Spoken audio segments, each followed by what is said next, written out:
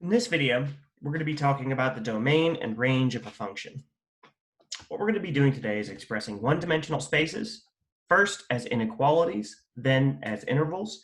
I'm hoping that both of these are prerequisite. I'm hoping that this is review. If not, that's totally all right. This is why we have office hours and all kinds of additional resources in order to help you be successful in the course.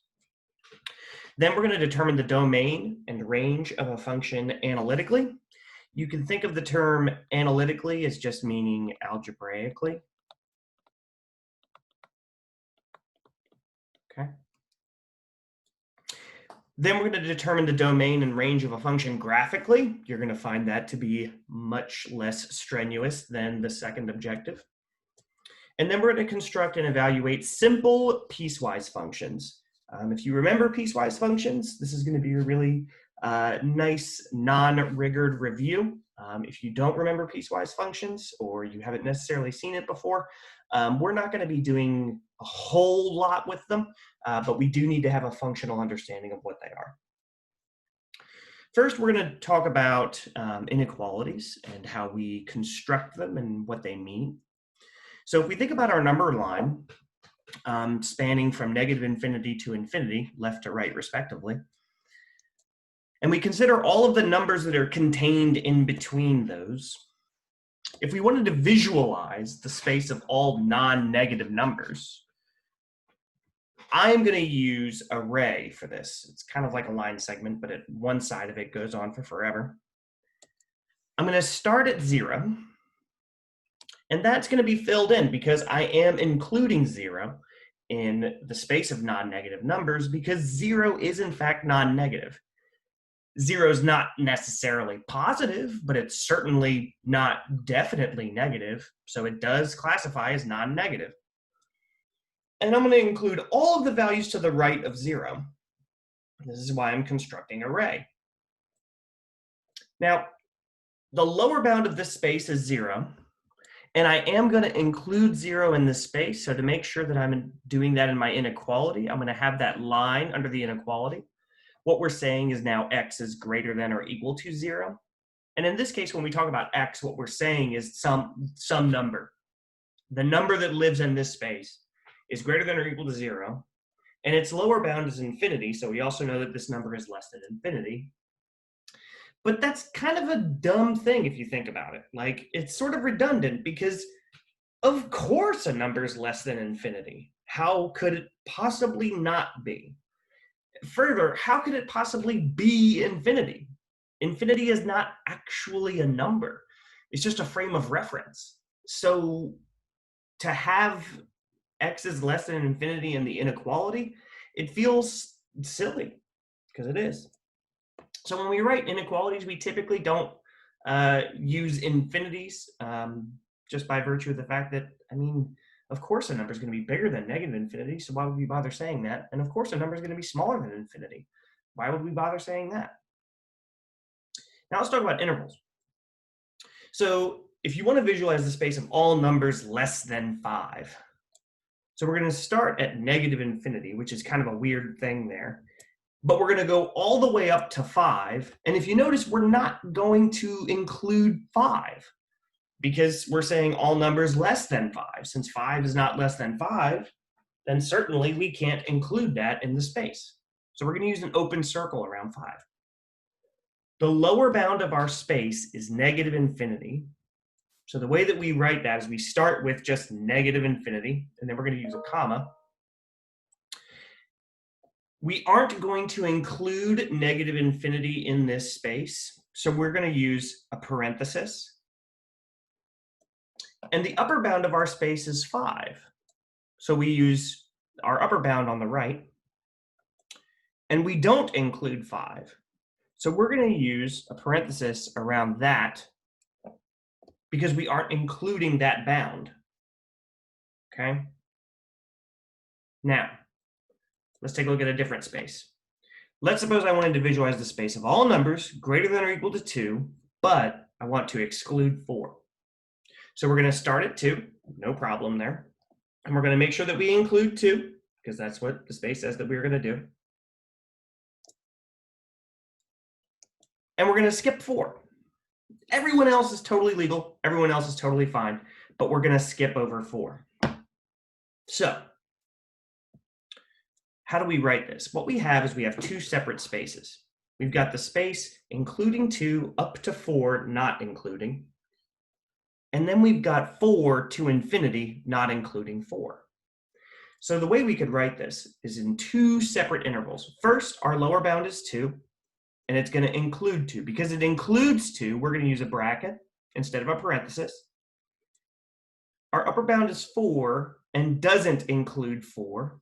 Okay, so we're going to use a parenthesis around 4. And now we're going to glue this green space on there. So the way that we do this is with a union, which we're going to do at the end. So for right now, let's just write the space separately. Our lower bound is 4. It does not include 4, so we're going to use a parenthesis there. And our upper bound is infinity, and we obviously won't include infinity because we can't be infinity. So now what I've got is these 2 separate spaces. I need to union these together. And I quite literally just put a U in between them, boom, and that's my space. So this is how we write an interval, okay? And this is how we write an interval with union. Now we're going to talk about the domain and range of a function. Domain, this is the set of possible input values to a function. The range is the set of all possible output values. You could think of this as all of the possible x values that the function takes on. You could think of the range as all possible y values that the function takes on. So when we're trying to find the domain, the big question that we're asking ourselves here is what to serve as the legal inputs for our functions. The more interesting question here is what aren't legal inputs? Why aren't they legal? What am I not allowed to put into the function? Why can't I? For an illegal input, there's 2 types of things we can't have happen in the real numbers. Number 1, we can't divide by 0. So let's consider this function here. I've got 1 over x minus 3. Take a second, pause the video, and think about a number which I cannot plug into this function. What number is illegal, cannot live in the domain? If you said 3, you were correct. If I plug 3 in, I end up getting 1 over 0, which is illegal. Can't do it. You cannot divide by 0 in the real numbers. If you have a question as to why you can't do that, which I think is a very fair question, come to a virtual office hour. I'd love to explain it. It's a very interesting concept. So 3 is the only illegal number that we can't have here. I mean, we could plug 4 in, we could plug 5, we could plug 0 in. 0 minus 3 is -3, that's fine.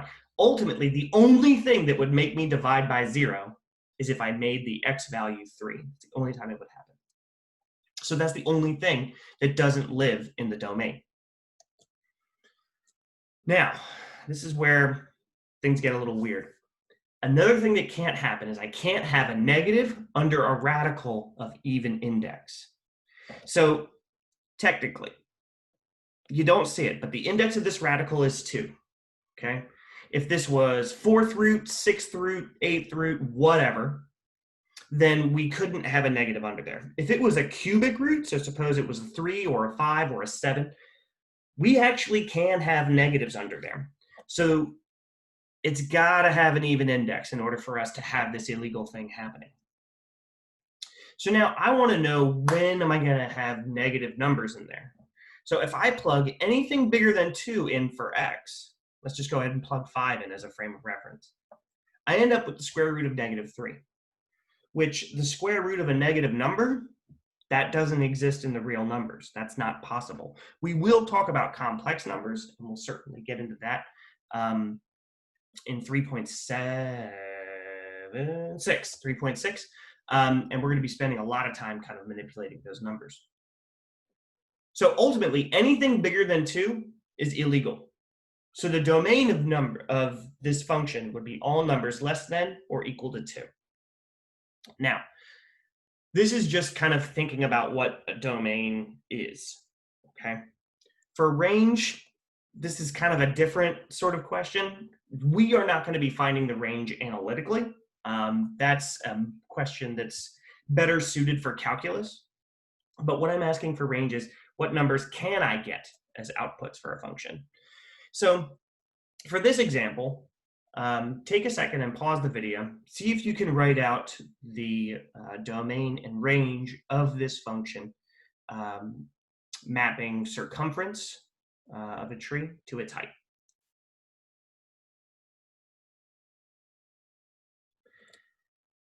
What we're talking about with domain is how small / large can the circumference reasonably run. What we're going to say is the circumference is going to be bigger than 0, certainly because the circumference is 0. It's not a tree. It's just a sort of like a big wad of nothing. So we're not going to count that. And we're going to go up to 13.7 because that's as far as our data goes. So we could say our domain is 0 with a parenthesis to 13.7 with a bracket. Interval and inequality, either is fine. It's a question of which you're the most comfortable with, unless the question specifies that you have to use interval or inequality. How small or large can the height reasonably run? So my height can definitely be bigger than 0. That's not a problem. But my data doesn't say that it's ever going to get bigger than 92.1. So I need to be cognizant of that. Okay, so we could have a domain and range based on the data given here. Now, let's suppose we wanted to determine the domain of a function analytically. So consider the function square root of 5x plus 2. Ultimately, what I'm going to do is I'm going to start by assuming that this is the domain. That the domain is all real numbers, that everybody is legal. And then what I'm going to do is pick out the illegal things. So I'm going to start with the divisions by 0. So, well, do I see any divisions by 0 here? I certainly don't, because there's no divisions. I'm not dividing by some function. It's just, there's no division. So I don't need to worry about division by 0. So no need to worry about it. Okay. Now, what I'm going to do next is remove the negatives under even indexed radicals. So is that something I need to worry about here? Yes, this is something I need to worry about. Whenever this number here is negative, right, the 5x plus 2, whenever that's negative, I've got a problem. That's something that's illegal in my domain. So what I'm going to do is set up an inequality. I want to see when that 5x plus 2 is less than 0. That's another way of saying it's negative. So I'm going to solve this inequality. I'm going to subtract 2 from both sides. I get 5x is less than negative 2. Divide both sides by 5. I get x is less than negative 2/5. So now what this means is I'm going to have to delete all of this space. Okay, I'm going to have to delete all of this space. So here's negative 2/5. I'm saying everything to the left of this, I need to get rid of. My domain is going to end up being the red line. The black line is the stuff I have to get rid of. So I'm going to be left with 2/5 and everything to the right of it. Okay, so I've removed the negatives under the even index radical from the implied domain. I didn't need to remove any divisions by 0, so we're good. Now I'm going to write this as an interval or inequality. Go ahead and pause the video, take a second, and do that for me. All right, what you should have gotten as an interval was negative 0.4. You could have said negative 2/5, that's fine, to infinity, bracket parenthesis respectively. And then as an inequality, you could have just said x is greater than or equal to negative 0.4. Again, you could have just said 2/5, and that's totally fine. Okay, now we're going to work with this function. We're going to use the same procedure as before. We're going to remove divisions by 0. We're going to remove the negatives under the radicals of the even index. We're going to remove those from the domain, the implied domain of the function, which is all real numbers. Go ahead and take a second and try and do all of it. Try and do all of it for me. Pause the video, give it a shot.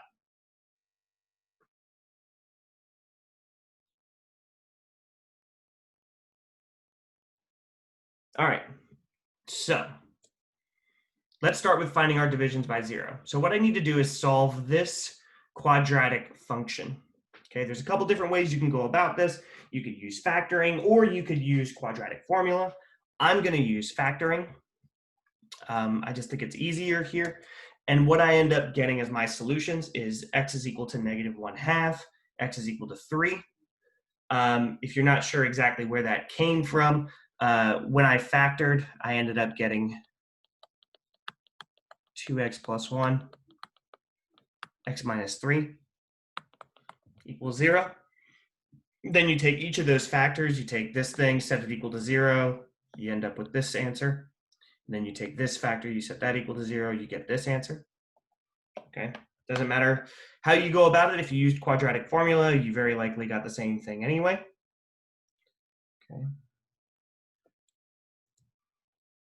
So now what I'm going to go ahead and do is remove the negative 0.5, and I'm going to remove the 3. So I've dropped those out. We're done.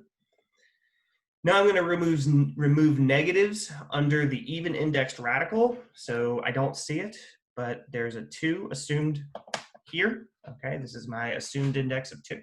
So now I'm going to go ahead and set up my inequality where I want to see where this number here is negative. When does that happen? All right, so I say that 2 minus 3x is less than 0. Subtract 2 from both sides. Divide both sides by -3. Remember, when I'm solving an inequality, that multiplication or division of both sides of an inequality by a negative results in a change in the orientation of the inequality. So this thing is going to spin around, and I get x is greater than 2/3. So now what that means is everything bigger than 2/3, I'm going to want to get rid of.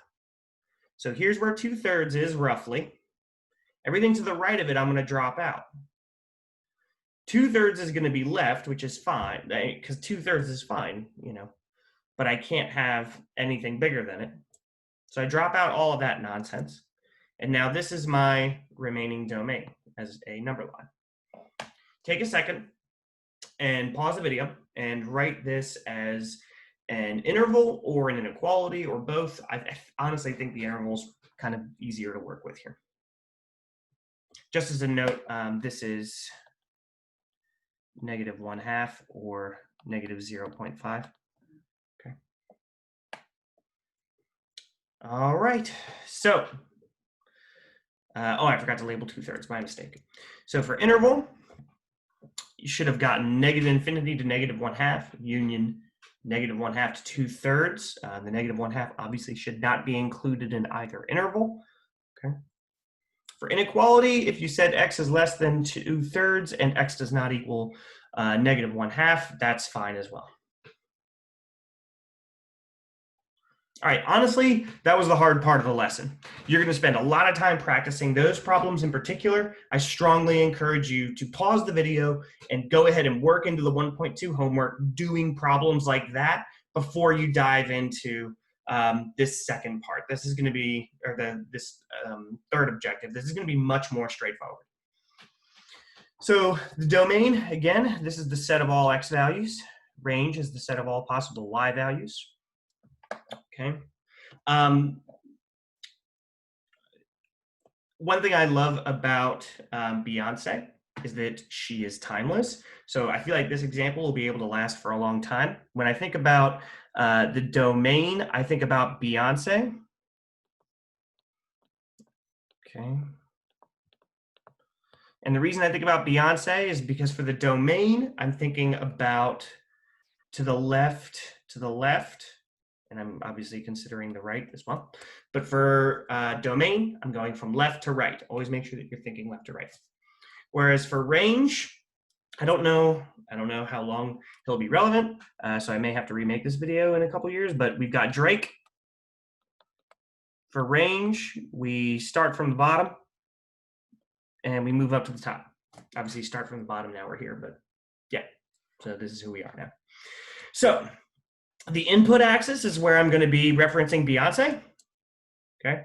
When I'm thinking about the domain of a function graphically, I want to know which values are used on the x-axis in the function. Always go left to right. Again, Beyonce from the left to the left. Output axis, same question, only we're talking about the y-axis. From bottom to top, what y values are actually used in this function. So started from the bottom, now we're here. All right, so I accidentally left the answer on here. Sorry about that, but let's talk about why this domain is actually what it is. So again, Beyonce, I go take the leftmost point of this function, which is this guy here. The x value for that is 0. And then here's the rightmost point. The x is going to be 3. But if you notice, since this point here is open, this is not actually used. Okay?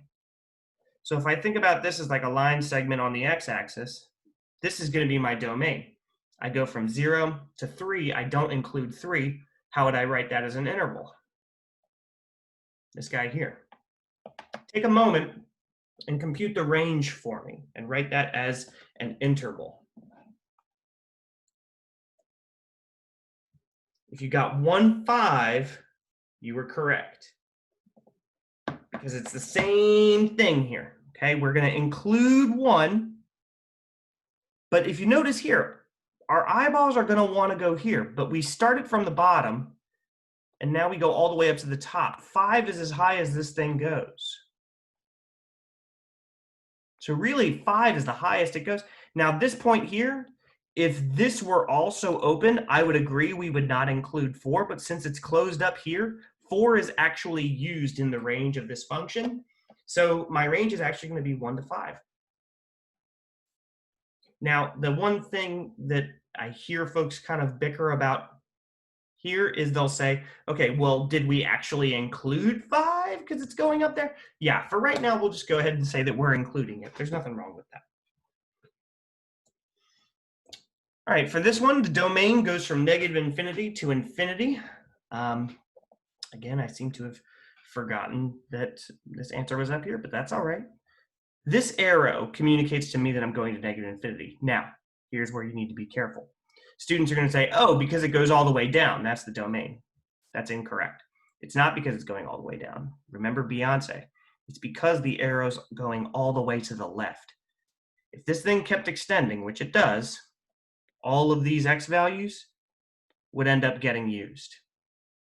In a similar ilk, just because this arrow is going to the right, that doesn't tell me anything about the domain, but, I'm sorry, since this arrow is going up, that doesn't tell me anything about the domain. The fact that it's going all the way to the right tells me something about the domain. So -infinity to infinity. Take a second and find the range for me. The range is also -infinity to infinity. All right, now we look top to bottom. So how low does this thing go? Well, start it from the bottom.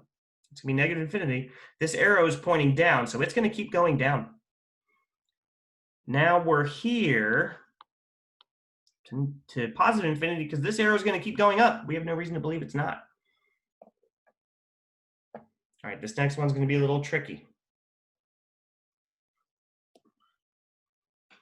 I want you to take a look at my answer, pause the video, and try and wrap your head around it. And then I'll explain it. All right, for this one,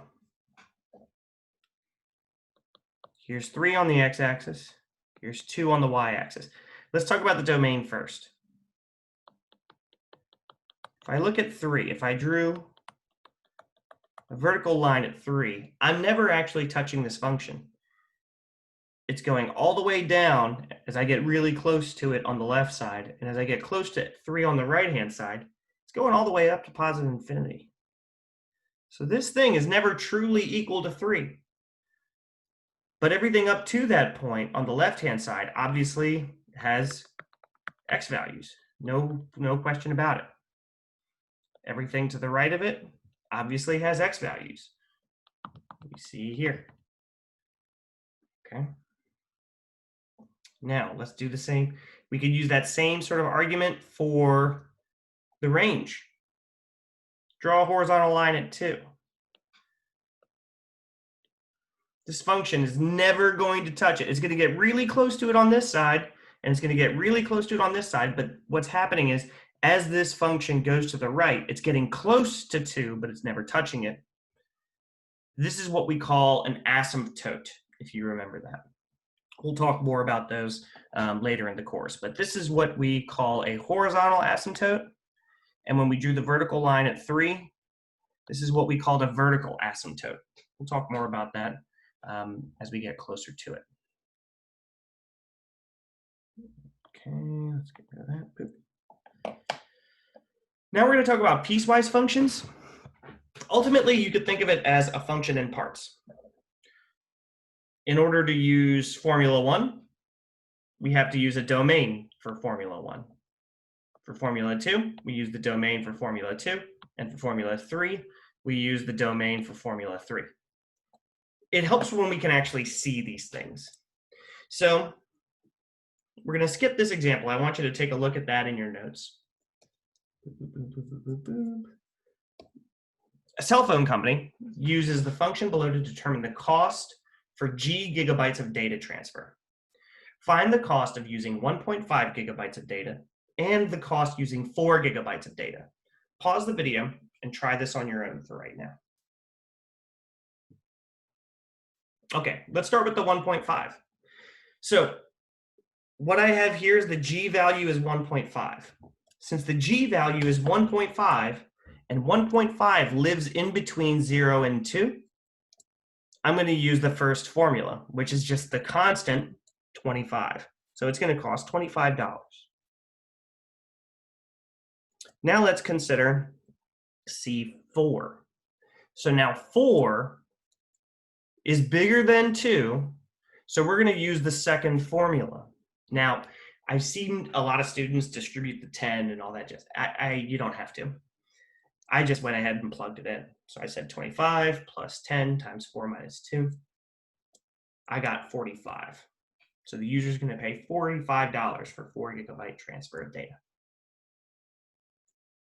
Now, let's suppose I wanted to graph piecewise functions. This is where we're going to use toolkit functions. Here's my piece of advice to you.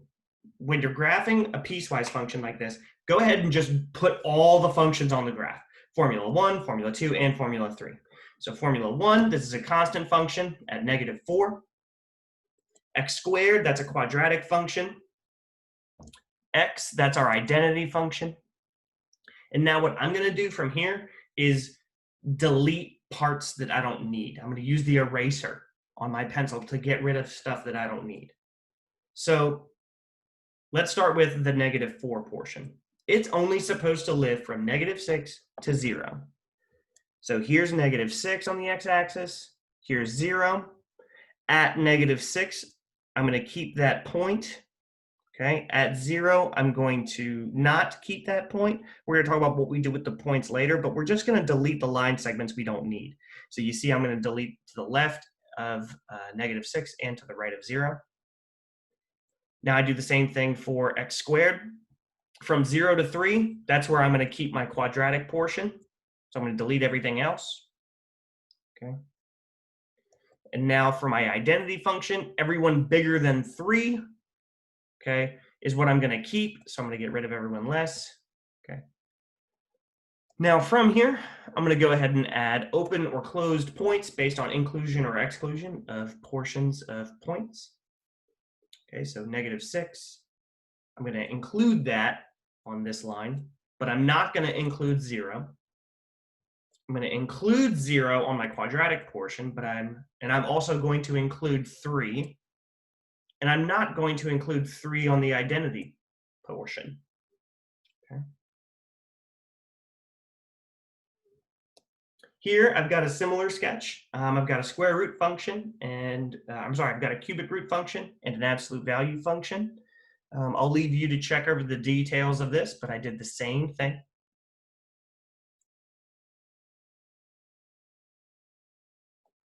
And in this example, I had to write the function. So here I saw that there was an identity function, a constant function at 3, and it was running from -infinity to 0. So x is less than or equal to 0. But then at 0 and bigger than 0, I've got a quadratic function, so that's why I'm going to use the x squared function. And that's the 1.2 lesson.